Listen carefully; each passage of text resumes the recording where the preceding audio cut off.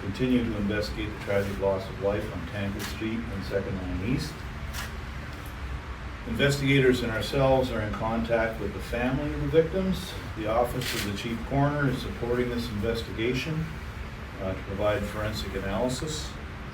After obtaining a search warrant for the residences, officers located and seized 2 firearms inside the home on Second Line East, 1 long gun and 1 handgun. The Forensic Identification Unit continues to process both scenes, forensic analysis, ballistics analysis, and the post-mortem report will be required to determine how the firearms were actually used. Sault Police can confirm the offender has been involved in intimate partner investigations in the past. And detectives are following up on all leads as the investigation continues. Open to questions. Questions? Ken, Sue today? Investigations, charges laid, anything found guilty? I have no information on charges being laid at this time. Katie Nicholson with CBC News. What can you tell us about the handgun, its provenance, how he came to have one? We can't determine at this point in the investigation how he came into access to the firearms, but we are currently relying on the subject matter expert to determine the specific models and types of firearms that the officers located. We can confirm, as I indicated before, long gun and handgun were seized at the Second Line East residence. Can you elaborate a little bit on these past investigations involving intimate partner violence? Like, how many of those investigations exist? Like, how many cases are there? I understand that's an obvious question, but I can't go any further into those answers at this time. Has he been previously charged in any of those past cases? I can't comment on that. Were those guns legal guns, or have you been able to make a determination on whether they were legally acquired or not? That would be part of the investigation. There's a notion that people who have a history of IPV should not have access to firearms. Was there ever an effort by authorities to restrict his access to firearms? That would be part of the investigation. Can you please confirm the relationship between the shooter and the victims? Well, we've already indicated that this is part of a domestic violence situation, so there was a relationship between him and the victims. Can you say what those relationships are? I'd rather not for the identity of the victims at this time. Can you confirm the sex of the attacker or the victims? And if not, why not? The attacker was male, the victims were female. Sorry, all 3 of the children were sorry, the children were female as well? Or I will not go into the gender identity of the children at this time, out of respect for the family. Are you able to tell us whether there was a number of calls to the first address in the events leading up to this shooting? There was a call in the days previous at one of the locations, yes. Can you tell us in these past incidents, what is it that police are looking into? Is there anything more you can say? Not or even really. generally about what the investigation would look like into past domestic violence cases? I don't understand your question, so be a little clearer. What does the police investigation look like when you're investigating domestic violence cases or you're looking into someone's history? Well, naturally speaking, we're wondering how did the individual acquire the guns? Were they legal? What was the relationship between the accused or the shooter and the victims? And all those things come out in due time. Did the shooter have a conviction for assaulting a police officer in or around? Are you aware of anything like that? That'll be part of the investigation. Can you say where the shooter was living? Was he living at either one of the homes? I cannot disclose that at this time to the identity of the victims. Was there any? Did he subscribe to any extremist mindsets or ideologies that you're aware of? I have Conspiracy no theories? information into that whatsoever at this time. The woman that was injured, how is she doing? I cannot update you on medical information of the victim at this time. There is some misinformation making its way around social media, as I'm sure you're aware of. What do you have to say to people who are disseminating information or maybe even information about people they know who might be involved? Well, you know, these are all very sensitive situations, and our obligation is to the family and the victims. So we would rather let the investigation undertake its due course, and then that information will come out. But I'd ask people to think about the victims and the families involved before falsities are put out on the internet. Chief Stevenson, you've had a long career in law enforcement, and I'm sure this isn't the first intimate partner violence case you've ever dealt with. Is there learning? Are there things that need to change based on what you've seen happen here? And I know that you're still learning, and what you've seen in the past. Are there changes that need to occur here? Absolutely. I would be remiss if 37 years of policing if I stood here and said, I think everything's wonderful. It's not. We have a significant tragedy to this family, to this community, to this country. And so, as we move down this road, we have to start and look at what are the antecedents of this behavior? Are we doing enough as a society?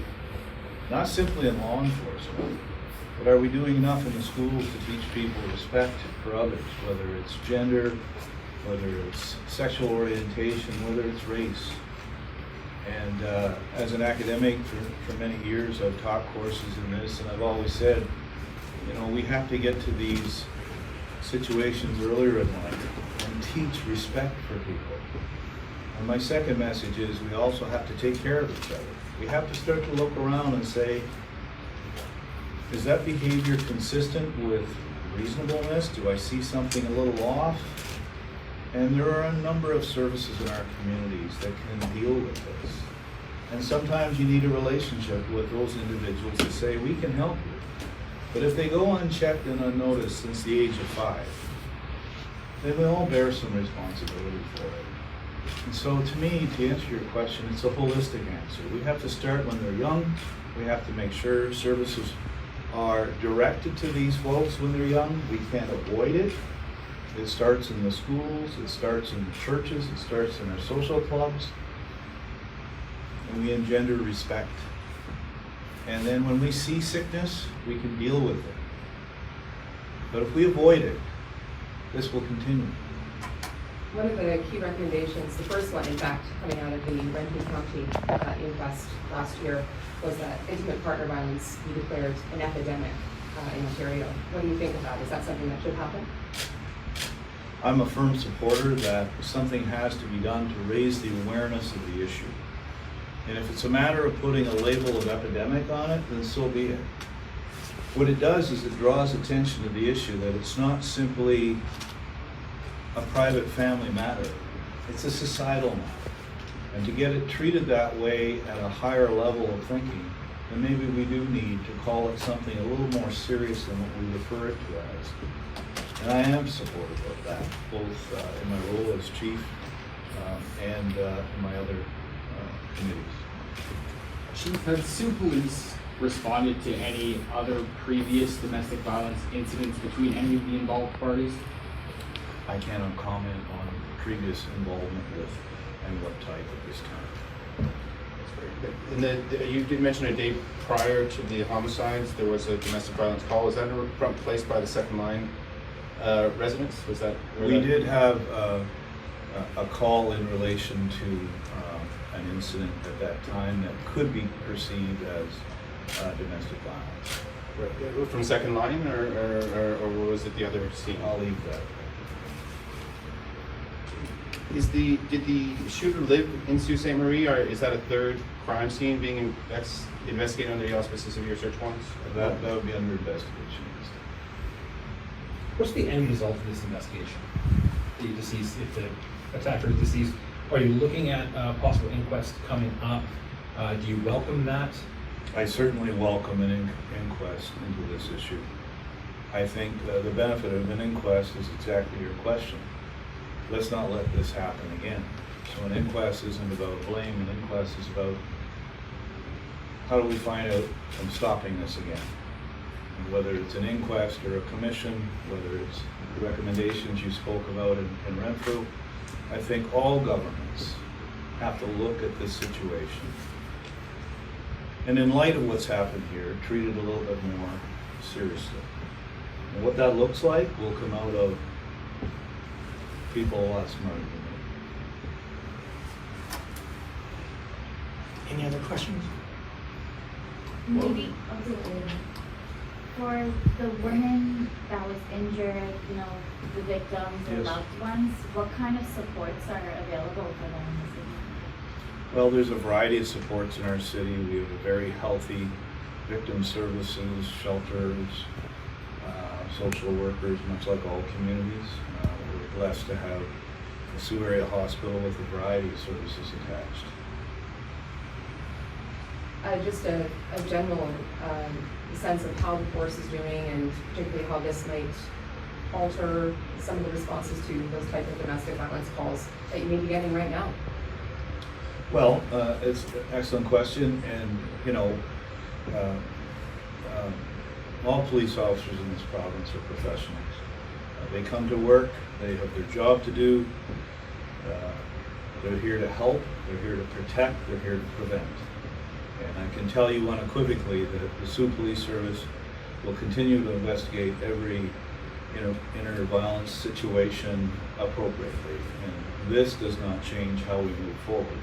But in terms of the members have the opportunity of peer-to-peer programs, we have the opportunity for immediate psychological counseling.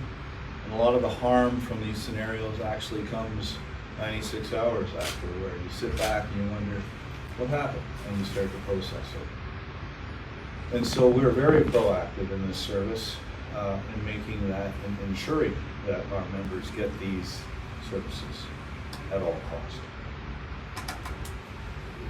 One additional question. We know the names of mass shooters in this country. We know the names of Gabriel Wortman, who killed 22 people in Nova Scotia. We know the names of Mark Lepine, who killed the woman at Polytechnique. This is the homicide of many people. And I'm just wondering at what point we can learn the shooter's identity so we can ask questions about what happened in his mindset. Well, I can't give you a specific date, sir, but I guarantee in due course you'll have his name officially. We were told by some neighbors that there might have been another child in the home where the first shooting happened. Are you able to confirm that? I wouldn't go that far down the investigation route, given that it deals with children.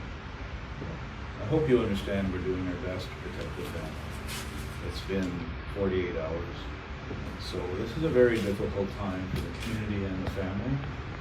So hopefully this news conference gives you an indication of where we are with the search warrants and with the weaponry, etc. And we will update you as soon as we can in terms of how the investigation proceeds.